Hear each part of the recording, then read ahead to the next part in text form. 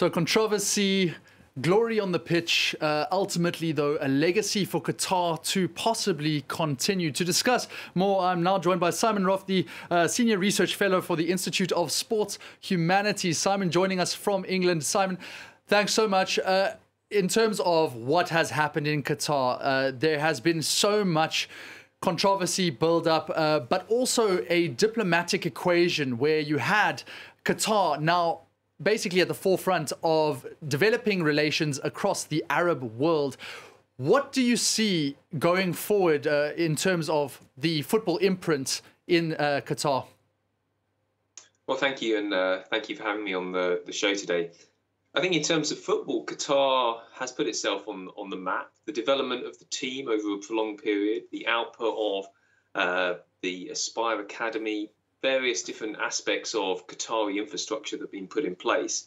The prospects are, sound in footballing terms. But I think in the legacy is far greater than that. The impact within the sporting infrastructure in Qatar, within the society and within the region, I think are perhaps more important than any particular performance that Qatar's teams, men and women's teams, may come to in the immediate years ahead.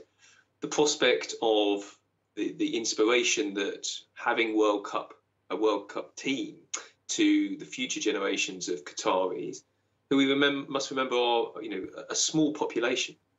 Even within their own country, they make up a minority of the population. So the possibility to be inspired and to take this forward and produce outstanding athletes in football and indeed in other sports is something that the future will see play out. But the foundations are there. The carbon economy wealth has given Qatar a huge step up in that regard.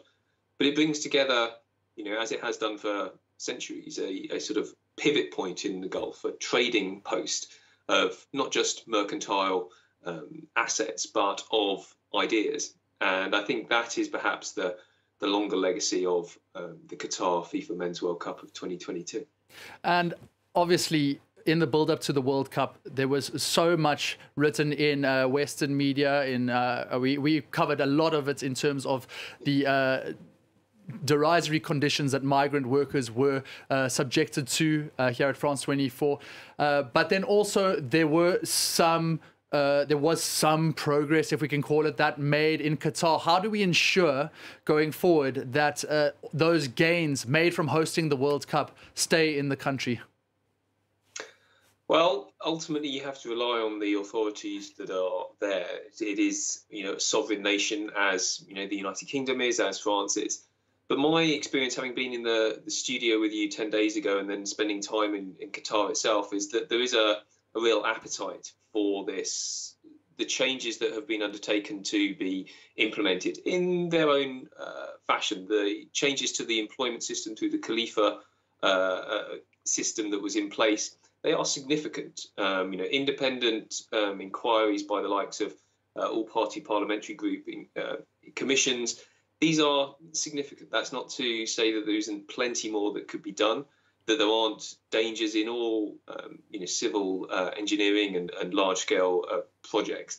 But I do think that the readiness to change is something that can be a tangible legacy.